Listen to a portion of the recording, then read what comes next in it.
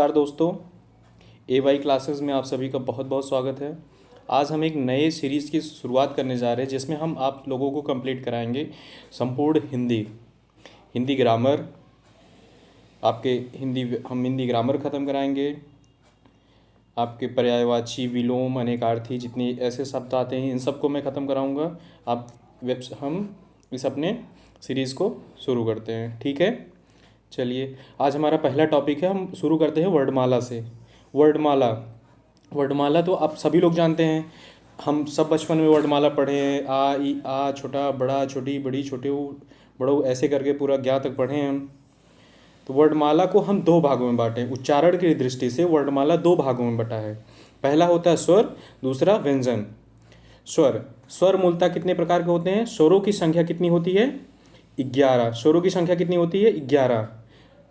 अगर हमारा क्वेश्चन आता है स्वरों की संख्या कितनी होती है, अब उसमें कितना टिक मारेंगे? 11। पर अगर हम यदि अंग और आहा को, जो कि अयोग वाह होता है, इसको भी शामिल कर दिया जाए तो कहीं कहीं स्वरों की संख्या 13 भी दी जाती है। पर मेनली सही क्या होता है? स्वरों की संख्या 11 ही होती है। स्वर को तीन भागों में हमने बांटा है: हर्ष स्वर, दीर्घ स्वर और प्लुत स्वर। हर्ष स्वर, दीर्घ स्वर और प्लुत स्वर। हर्ष स्वर क्या होता है? जिसके उच्चारण में कम से कम समय लगता हो। जैसे अगर हम कोई सेंटेंस बोल रहे हैं, आ, ई, ऊ, री, इन सब में कितना कम टाइम लगता है? इन सब में कितना कम टाइम लगता है? आ, ई, ऊ, री, इसे कहते हैं हर्ष स्वर। इसी प्रकार से आ जाते हैं हम दीर्घ स्वर पे। दीर्घ स्वर क्या होता है? दीर्घ स्वर जैसे हो गया जिसके उच्चारण में हर्ष स्वर से ज़्यादा समय लगता हो, जिसके उच्चारण में हर्ष स्वर से ज़्यादा समय लगता हो। जैसे बड़ा आ, बड़ी ई, बड़ा ऊ, ए ओ, आओ, ये सब क्या होते हैं? ये सब होते हैं दीर्घ स्वर। ये सब क्या होते हैं? आपके दीर्घ स्वर होते हैं, ठीक है। अब आ जाते हैं हम प्लुत स्वर पे। प्लुत स्वर क्या होता है? जिनके उच्चारण में दीर्घ स्वर से भी ज़्यादा समय लगे, उसे हम क्या कहते हैं? प्लुत स्वर। पहले हमने बताया था हर्ष स्वर, जिसमें कम से कम समय लगे। दूसरा बताया मैंने दीर्घ स्वर, जिसमें हर्ष स्वर से ज़्यादा टाइम लगे। तीसरा हम बता रहे हैं आपको प्लुत स्वर। प्लुत स्वर में दीर्घ स्वर से भी ज़्यादा टाइम लगता है।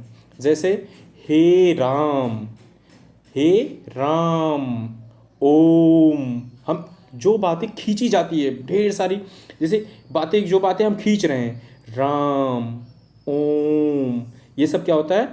प्लुत स्वर में आते हैं, ठीक है। चलिए, हम आशा करते हैं आप लोगों को स्वर अच्छे से समझ में आया होगा। अब हम चलते हैं स्वरों के वर्गीकरण या उच्चारण के स्थान पे। मेनली क्वेश्चन यहीं से पूछे जाते हैं। एक तो क्वेश्चन पूछा जाता है स्वर कितने प्रकार के होते हैं, जो 11 प्रकार के होते हैं। दूसरा आते हैं स्वरों के वर्गीकरण के, कहाँ से हम इसका वर्गीकरण करते हैं, ठीक है। चलिए, कंठ, आ, ये कहाँ से हम आते हैं? अब कहाँ से आवाज़ निकलती है? कंठ से। क्वेश्चन आता है कि आ कहाँ से होता है? इनमें से कंठ से कौन सा स्वर आता है? तो आ। तालु से, ई, बड़ी ई, ये सब कहाँ से आते हैं? तालु से। कंठ प्लस तालु से मिलके ए आए आते हैं। ए आए, बोलिए, देखिए, ए कंठ से निकला प्लस आपके तालु में आपकी जीवा टच हो रही, ए आए, ठीक है। ये आपके कहाँ से आते हैं? कंठ प्लस तालु से, ठीक। कंठ प्लस ओष्ठ, इसमें कहता है ओ आओ, ओ आओ। कंठ बोलो प्लस ओष्ठ, देखो आपका ओ, आप जब बोलोगे तो आपका होस्ट जो होगा, ओष्ठ जो होगा, देखिए बोलिए कैसे हो रहा है? ओ आओ, कंठ से आवाज़ निकल रही, ओष्ठ भी इसमें आ रहा है, ठीक है। अब आ जाइए आप होस्ट पे। इसमें आप बोलिए ऊ ऊ, ऊ ऊ। कंठ से, कंठ की इसमें उस आवाज़ ही नहीं आ रही। कंठ की आवाज़ में एक झनकार होता है, जैसे ओ, ओ, देखिए उसमें कंठ प्लस ओष्ठ दोनों बन रहे थे, इसमें केवल ऊ, केवल आपके ओष्ठ जो हैं ये बन रहे हैं। तो ये कहाँ से हो गया? ओष्ठ से। ए आई कहाँ से होते हैं? कंठ तालु से। ओ औ होते हैं कंठ ओष्ठ से। ओष्ठ से क्या होते हैं? ऊ, ठीक है। इसमें आगत स्वर जो होता है, आ, ये होता है, ये जो सेंटेंस दिया हुआ है ये होता है हमारा आगत स्वर। क्या होता है? ये होता है हमारा आगत स्वर, ठीक है। जो अग्र स्वर होते हैं, ई, बड़ी, ए, ये सब हमारे अग्र स्वर में आ जाते हैं। ये सब हमारे अग्र स्वर में, यही सबसे क्वेश्चन घुमा फिरा के पूछता है। इसी समय बच्चे ज़्यादा कंफ्यूज होते हैं, ये सब डेटा उन्हें मिल नहीं पाता है। हम आपके लिए एकदम सटीक डेटा लेके आए हैं। अग्र स्वर जो होता है, ई, बड़ी, ए, पश्च स्वर में आपका आ जाता है। पश्च स्वर आप लीजिए, इसमें आ गया आपका आ, ऊ, ओ, औ, आ, ठीक है। अर्धस्वर व्यंजन के हैं ये, पर यहाँ से क्वेश्चन मेनली बच्चों को घुमा देता है। आपसे पूछ लेगा इनमें से अर्धस्वर क्या होंगे, आपको दे दिया आ ई ऊ, उसमें से एक ऑप्शन डाल दिया, या तो बच्चों को समझ में ये तो व्यंजन है, ये तो होगा ही होगा नहीं, पर नहीं, अर्धस्वर यहीं से बनता है। अर्धस्वर जो होते हैं या और वाह होते हैं, ये अर्धस्वर होते हैं। आप बोल के देखो या वो वाह, देखो ना, या और वाह ये दोनों अर्धस्वर में आते हैं आपके, ठीक है। चलिए हम शुरू करते हैं, व्यंजन पे आ जाते हैं। स्वर आप लोगों को अच्छे से समझ में आ गया होगा, स्वर में कोई कन्फ्यूजन नहीं होना चाहिए। मेनली जो स्वर आते हैं आपके, कितने स्वर होते हैं, कौन सी कहाँ से बोले जाती हैं, यहीं से होते हैं, ठीक है। आपसे एक दो बार पढ़ लेंगे, अपने खुद बोल के प्रैक्टिस करेंगे कि कौन सी चीज़ें कंठ से निकल रही, कौन सी चीज़ें तालु से निकल रही हैं, आपको बहुत अच्छे से समझ में आएगा, ठीक है। आ जाते हैं हम व्यंजन पे। जिन वर्डों के उच्चारण में दो ध्वनियाँ सुनाई पड़ती हैं, जैसे आप बोल रहे हैं का प्लस आ, का प्लस आ, का, देखो का आ रहा है ना, इन्हें व्यंजन कहते हैं। जिन वर्डों के उच्चारण में दो ध्वनियाँ सुनाई पड़ती हैं उन्हें कहते हैं व्यंजन। ध्वनि जो होती है भाषा की सबसे छोटी इकाई होती है। ध्वनि हमारी जो होती है भाषा की सबसे छोटी, कभी कभी क्वेश्चन पूछता है भाषा की सबसे छोटी इकाई क्या होती है, उसमें एक दिया रहता है ध्वनि। ध्वनि हमारी भाषा की सबसे छोटी इकाई होती है, ठीक है। अब आ जाते हैं स्पर्श व्यंजन पे। स्पर्श व्यंजन हमारे कहाँ से का से लेके पा वर्ग तक, का वर्ग से लेके पा वर्ग तक, कहाँ से, का वर्ग से लेके पा वर्ग तक, ठीक है। तथा जो ये ढा डा और ढा है, ये दोनों भी होते हैं। 25 + 2 कितने, 27 होते हैं। स्पर्श व्यंजन हमारे कितने होते हैं, 27, ठीक है। कचट तप, का वर्ग में का खा गा घ अंगा, चा वर्ग में चा छा जा झा इया, टा वर्ग में आ जाता टा ठा डा ढा अड़ा, ता वर्ग में आ जाएगा आपके ता था दा धा न, पा वर्ग में आ जाएगा पा फा बा भा मा। ये हो जाते हैं आपके का वर्ग से पा वर्ग तक। कचट तप ऐसे में याद करते हैं, कौन सा होगा, कचट तप, कचट तप, कचट तप। आप बोलो 2-3 बार कचट तप, ठीक है, आपको बहुत अच्छे से समझ में आएगा। कचट तप आप बोल के देखो, कचट तप, ठीक है। चलिए आगे बढ़ते हैं, हम अंतस्थ व्यंजन पे आ जाते हैं। अंतस्थ व्यंजन हमारे जो होते हैं, अंतस्थ व्यंजन हमारे होते हैं या र ल व, ये होते हैं हमारे अंतस्थ व्यंजन। पातक तो हमारे जो थे, पातक जो हमारे थे, ये हमारे कौन से होते, स्पर्श व्यंजन थे, ठीक है। अब आ जाते हैं हम या व र ल, या व र ल, ये हमारे हो जाते हैं अंतस्थ व्यंजन, ठीक है। ऊष्म व्यंजन देखिए, ऊष्म व्यंजन जो होते हैं जिसमें ऊष्मा निकलती है, आप बोल के देखो श श श श श बोलो, श बोलने से हमारे अंदर से एक ऊष्मा आती है, गर्म गरम गरम हवाएं आती हैं, ठीक है। श श श हा, ठीक है, इसमें ऊष्मा का उत्सर्जन होता है, ठीक है। चलिए नेक्स्ट आ जाइए आप लोग संयुक्त व्यंजन में।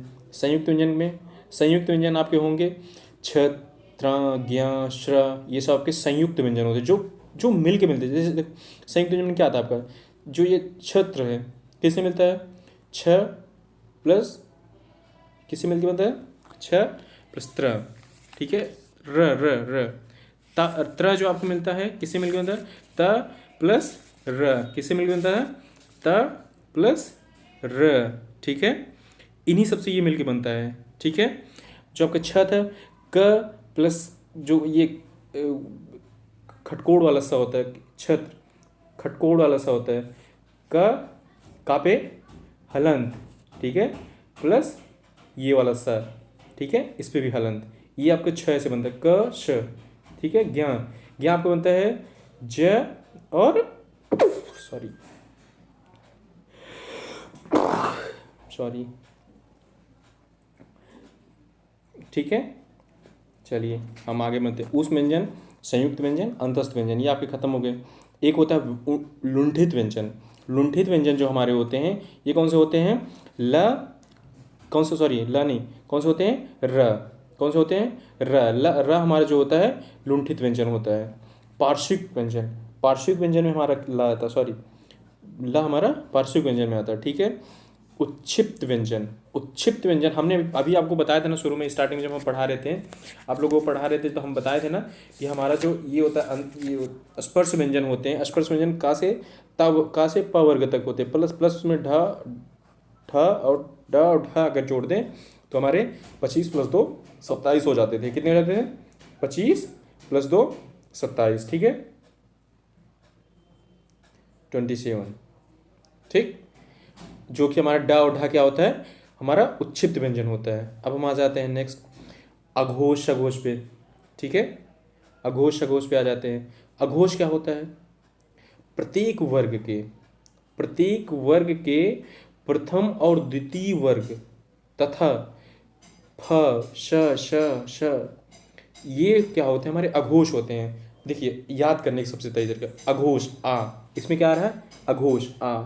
सघोष में स आ पहले आता है या स पहले आता है? तो आप कहेंगे आ पहले आता है। तो मतलब हम अघोष की बात करें तो हम पहले से शुरू करेंगे, पहला और दूसरा हमारा अघोष हो गया। देखिए कितनी आसानी से याद हो गया। अघोष कभी है? अघोष आ तो पहले आता है, यानी पहला और दूसरा हमारा अघोष हो गया। बाकी सघोष में जो हमारे होते हैं, प्रत्येक वर्ग के जो थर्ड होता है, फोर्थ होता है, फिफ्थ वर्ड होता है, ये सब हमारे सघोष हो जाते हैं। आ हमारा पहले आता है, अघोष हो गए पहला दूसरा, सघोष हो गए तीसरा चौथा पाँचवा, ठीक है, यही तो होते हैं। क ख ग घ अंगा, क ख पहला दूसरा, ये हो गए अघोष।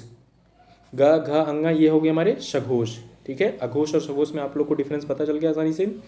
और अघोष में होते हैं फ श श श, और यहाँ पे सघोष में आपको होते हैं ड ढ ज य र ल व ह, ठीक है। ये हमारे हो जाते हैं सघोष। पहला दूसरा तीसरे चौथे पाँचवें में कन्फ्यूजन आपको नहीं होना चाहिए। प्लस आपको मेनली जिस पे फोकस करना है, आपको इन्हीं पे फोकस करना है जो आपको यही क्वेश्चन आपको भ्रमित करता है। अघोष में ये हो गए, सघोष में आपको ये हो गए ढ ड ढ ज य र ल व ह, ठीक है। और जितने स्वर होते हैं, जितने हमारे स्वर होते हैं, सभी स्वर भी हमारे क्या होते हैं? सघोष होते हैं। स्वर सा से शुरू होता है, स्वर बोलिए, देखिए स स्वर, स्वर सारे सघोष, ना कि अघोष। स्वर हमारे सारे क्या होंगे? सघोष, ठीक है। चलिए अब हम आ जाते हैं, आपके डिफरेंस बताते हैं अल्प प्राण और प्लस महाप्राण में, ठीक है। अल्प प्राण हमारा क्या होता है? अल्प प्राण जो होते हैं, प्रत्येक वर्ग के प्रथम द्वितीय तथा पंचम जो वर्ड होते हैं, अल्प प्राण होते हैं। महाप्राण जो होता है, महाप्राण होता है हमारा द्वितीय और चतुर्थ, ठीक है। अल्प प्राण कैसे याद रखेंगे आप? अल्प देखिए, अल्प आ, अल्प में क्या आ रहा? आ अल्प में आ रहा है, तो मतलब पहले से शुरू होगा, पहला दूसरा छोड़ के तीसरा, चौथा छोड़ के पाँचवा, पाँच ही वर्ड ही होते हैं, पहला दूसरा तीसरा चौथा पाँचवा। जैसे हम अघोष और सघोष में बताए थे, पहला दूसरा अघोष, तीसरा चौथा पाँचवा सघोष। वैसे अल्प प्राण में पहला तीसरा पाँचवा ये आपके हो गए अल्प प्राण। महाप्राण में प्रत्येक वर्ग के द्वितीय और चतुर्थ वर्ण तथा ऊष्म वर्ण जो होते हैं, ये होते हैं हमारे महाप्राण। अब आपको याद क्या करना है? अल्प प्राण में आपको याद करना है जो अंतस्थ वर्ड होते हैं। जैसे वो अंतस्थ वर्ड हमने कौन सा बताया था? या र ल व, या र ल व, ये हम बताए थे अंतस्थ व्यंजन होते हैं, ठीक है। या र ल व हम बताए थे ना आपको अंतस्थ व्यंजन होते हैं। और हम महाप्राण में हम क्या बताएंगे आपको? महाप्राण में आपके क्या बताए? दूसरा प्लस चौथा, ठीक है, दूसरा प्लस चौथा, तथा क्या?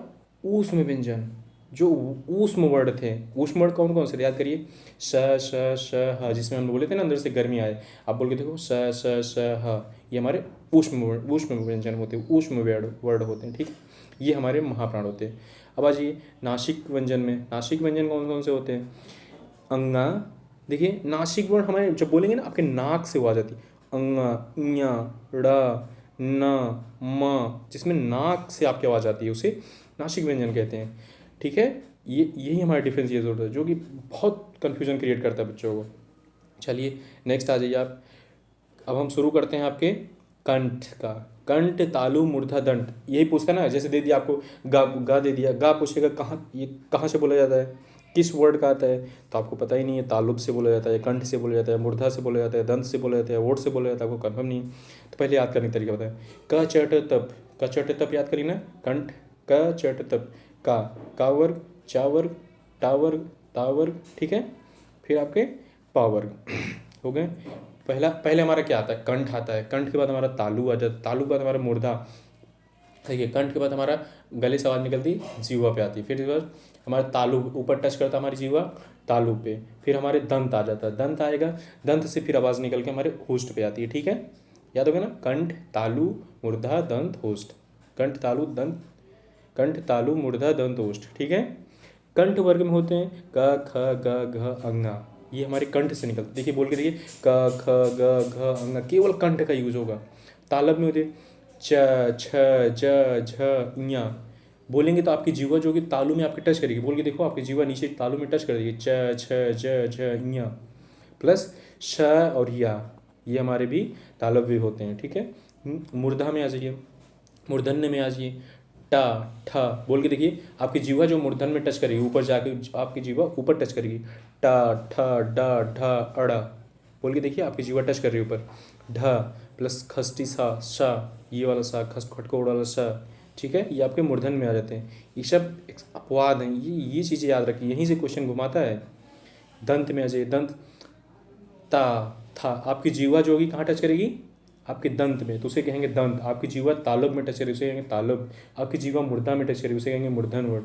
ठीक है, देखिए जीवा त थ द ध न, आपकी जीवा कहाँ टच कर रही है, आपके दंत में टच कर रही है, इसीलिए इसे दंत वर्ड कहते हैं। ठीक है, अब आ जाइए ओस्ट पे, प फ ब भ म, बोल के देखिए कहीं कुछ नहीं, आवाज़ आपके केवल दोनों लिप्स, जो अपर लिप्स और दोनों लिप्स हैं ऊपर नीचे, दोनों आपस में टच कर रहे हैं, तभी आपकी आवाज़ निकली, प फ ब भ म।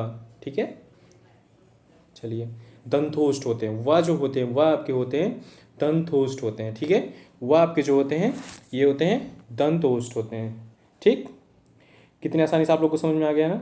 कंठ तालु मूर्धा में सबसे ज़्यादा दिक्कत होती है, इसमें पूछता है यही, ये जो आपके ये जो वर्ड हैं जो मैं हाईलाइट किया हूँ, यही ये घुमाता है, प्लस आपके व्यंजन सॉरी स्वर के जो होते हैं, स्वर के यहाँ से पूछता है, सॉरी यहाँ नहीं, यहाँ नहीं, यहाँ स्वरों के वर्गीकरण के उच्चारण। आप लोग इसे एक बार और देख लीजिए, आपको दे दिया सेंटेंस दे देगा, ई कहाँ से बोला जाता है, ई ई ई, देखिए आपकी जीवा जो आपके तालु में टच कर रही है, आ बोलेंगे केवल कंठ से आवाज़ आ रही है, कंठ प्लस तालु, ए आए, कंठ से आवाज़ निकली प्लस आपकी जीवा तालु में टच कर रही है।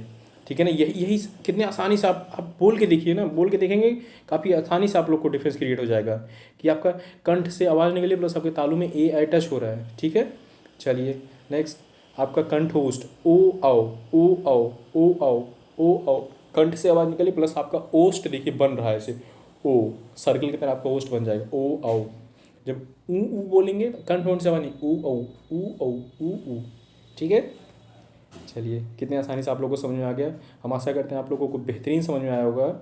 हम नेक्स्ट टॉपिक जल्द ही आप लोगों के लिए लेके आएंगे, आप लोग इसे अच्छे से देखिए, इसका नोट्स जरूर बनाइए, नोट्स बना के खुद से रिवीजन करिए, और जितने वर्डों को मैं बताएं वर्डों को उच्चारण को खुद एक बार बोल के प्रैक्टिस करिए। जब तक आप बोलेंगे नहीं आपको नहीं समझ में आएगा। यहाँ से तो याद कर लेंगे, प्लस जब आपको क्वेश्चन देखेंगे आपको दिक्कत होगी, लेकिन आप जैसे जैसे मैं आपको कह रहा हूँ वैसे वैसे आप बोलिए। ठीक है, धन्यवाद, बहुत बहुत धन्यवाद। आप लोग AY क्लासेस को सब्सक्राइब करें और हमारे चैनल को शेयर करें। ठीक है।